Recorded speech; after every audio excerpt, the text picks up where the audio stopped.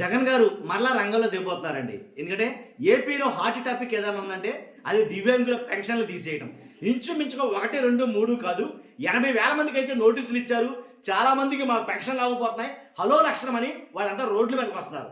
కాబట్టి ఈ టైంలో జగన్ గారు రంగంలో దిగడం ఏంటి అనేది ఈ వీడియో. కాబట్టి ఫస్ట్ అయితే లైక్ చేయండి.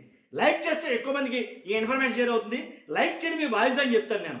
అంతేకాదు నాకు మోటివేషన్గా ఉంటుంది, ఎక్కువ మందికి ఇన్ఫర్మేషన్ షేర్ అవుతుంది. కొత్తగా మన ఛానల్ ఎవరైనా చూస్తే పక్కాగా సబ్స్క్రైబ్ చేయండి. మీ అమూల్యమైన అభిప్రాయాన్ని కామెంట్ రూపంలో తెలియజేయండి. జగన్ గారు రంగంలోకి దిగబోతున్నారు. ఏదైతే ఆంధ్రప్రదేశ్ మొత్తం చాలా అంటే మన మామూలు కాదు అట్టుడికిపోతుంది. నిరసనలతోటి, ర్యాలీలతోటి, ధర్నాలతోటి నిరసనలు తెలియజేస్తున్నారు. దివ్యాంగులు మా పెన్షన్లు ఎందుకు తీసేశారు, మేము ఎలా బతకాలి, మా పరిస్థితి ఏంటి, మా భవిష్యత్తు ఏంటి అని చాలా ఆందోళన అయితే చేస్తున్నారు ఎంపీడీఓ దగ్గర. ఈరోజు చూసినట్టయితే కనుక నిన్న కలెక్టరేట్లన్నింటినీ కూడా వాళ్ళైతే ఇంకా ధర్నా చేయడానికి ప్రిపేర్ అయ్యారు. పోలీసులు వాళ్ళని అడ్డగించుకోవడం జరిగింది. ఇలా రాష్ట్రం మొత్తం మీద దివ్యాంగుల మీద వాళ్ళ పెన్షన్ తీసేయడం దాని మీదే ఎక్కువగా చర్చ అయితే నడుస్తుంది. ఇలాంటి టైంలో అర్థమైంది కదా, ఇలాంటి టైంలో జగన్ గారు రంగంలో దిగుతున్నారని చాలా వార్తలు అయితే వస్తున్నాయి. ఎందుకంటే 1వ తారీఖున 1వ తారీఖున ఖచ్చితంగా నెల్లూరు నుంచి కానీ అలాగే రాజమండ్రిలో కానీ ఆయన నిరసన అయితే తెలియజేస్తాడు. ఎవరైతే దివ్యాంగులు ఉన్నారో 80,000 మందికి, ఒక్కడో ఇద్దరు కాదు 80,000 మందికి పెన్షన్లు తీసేశారని, అలాగే వాళ్ళకి నోటీసులు ఇచ్చారని, ఆ నోటీసులు ఇచ్చిన ప్రతి వాళ్ళకి పెన్షన్ తీసేస్తారని రకరకాల ఊహాగానాల మీద. అంతేకాదు వాస్తవాలు ఏంటంటే కొంతమందికి తీసేసాం, వీళ్ళు అడిగితే మాకు నోటీస్ వచ్చింది ఏంటని అడిగితే కనుక మీకు నోటీస్ వచ్చిందంటే మీరు ఎలిజిబిలిటీ కాదు, మీకు 40% లేదో లేకపోతే ఏదో మొత్తానికి ఒక కారణం అయితే చెప్పి వెళ్ళిపోమంటారని చెప్పేసి అయితే వాళ్ళే చెప్తారు. కానీ మా పరిస్థితి ఏంటి అంటే వికలాంగులు కానీ పుట్టు అంగవైకల్యం ఉన్న వాళ్ళందరూ కూడా దివ్యాంగులు. కాబట్టి వీళ్ళందరూ కూడా చాలా ఎమోషనల్గా ఫీల్ అయ్యి రోడ్ల మీదకి రావడం, ధర్నాలు చేయడం, ఒకళ్ళైతే పెట్రోల్ పోసుకోవడం, ఒకళ్ళైతే సెల్ టవర్లు ఎక్కడం, ఇలాగ కొంతమంది సొమ్మసిల్లి పడిపోవడం, కొంతమంది ఇలాగ ఎంపీడీఓ కార్యాలయాన్ని ముట్టడించడం, కొంతమంది కలెక్టరేట్ల వద్ద ధర్నాలు చేయడం. ఇలా చేస్తున్న ఈ టైంలో వాళ్ళకి అండగా జగన్మోహన్ రెడ్డి గారు రాజమండ్రి నుంచి కానీ అలాగే లేదు నెల్లూరు నుంచి కానీ ఖచ్చితంగా బహిరంగ సభ కానీ ఒక ధర్నా కానీ ఏదో ఒకటి అయితే ప్లాన్ చేస్తున్నారు. కాబట్టి జగన్మోహన్ రెడ్డి గారు రంగంలో దిగబోతున్నారు, వాళ్ళకి అండగా ఉండబోతున్నారు అనే మాటలైతే ఎక్కువ వినిపిస్తున్నాయి. కాబట్టి నిజంగా జగన్ గారు కనుక రంగంలో దిగితే కనుక ఏంటి వీళ్ళందరికీ ఇప్పటికే ఆల్రెడీ చాలా మటుకు ప్రభుత్వం దాని పట్ల చర్యలు తీసుకుంటుంది.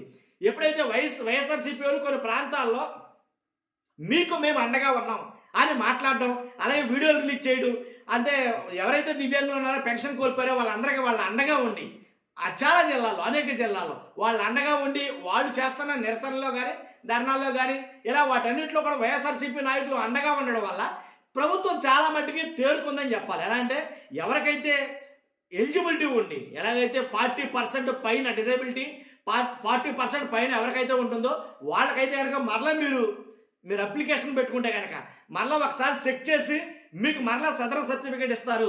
కాబట్టి మీరు ఎలిజిబిలిటీలోకి వస్తారని మాట రీసెంట్గా మంత్రి గారు మాట్లాడారు. ఆ మంత్రి గారు మాట్లాడిన మాట కూడా విన్నాం మనం. ఏంటంటే చాలామంది బోగస్ సర్టిఫికేట్లు పెట్టారు.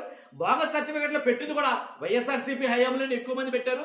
ఏంటి వైఎస్ఆర్సీపీకి సంబంధించిన వాళ్ళకే ఎక్కువ రాయించేసుకున్నారు అని ఇవన్నీ కూడా బోగస్ ఏమీ లేకుండానే డిజేబిలిటీ ఏమీ లేకుండా రాయించేసుకున్నారు అనేది మాట్లాడతారు. రాయించుకోవచ్చు, దాంట్లో ఏంటి 5 లేదా 10 లేకపోతే 100 లేదా 200 ఉంటాయి. కానీ 80,000 మందికి ఇంత దారుణంగా నోటీసులు అంటే అది ఆలోచించాల్సిన విషయమే. నన్ను అడిగితే 80,000 అనేది అసలు అసంభవం నాకు తెలిసి. కానీ 80,000 మంది దాకా ఉన్నారు, మేము ఫిల్టర్ చేసాం.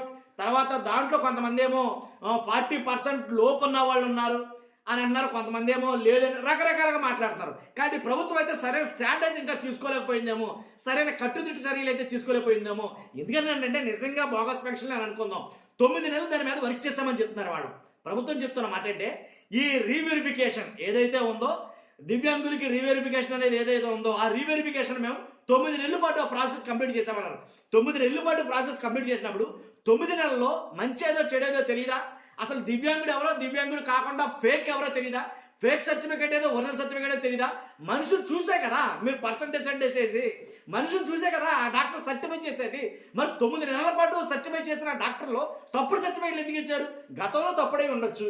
ఒకవేళ మరలా మీరు రీవెరిఫికేషన్ చేసినప్పుడు ఆ రీవెరిఫికేషన్లో తెలియాలి కదా అనేది నేను అనేది. ఆ రీవెరిఫికేషన్లో కూడా దొరకలేదా? ఒకవేళ దొరికారనుకో 80,000 మందిలో మరలా ఒరిజినల్గా ఉన్న ఉన్నారు కదా.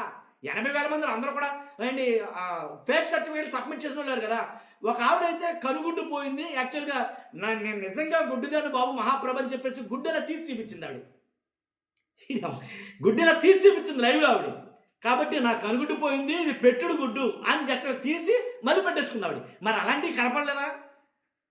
చేసిన డాక్టర్లకి రీవెరిఫికేషన్లో అతను ఎలా అంటే కాలు లేనటువంటి వాడు ఉన్నటువంటి వాడు కూడా తెలియదా?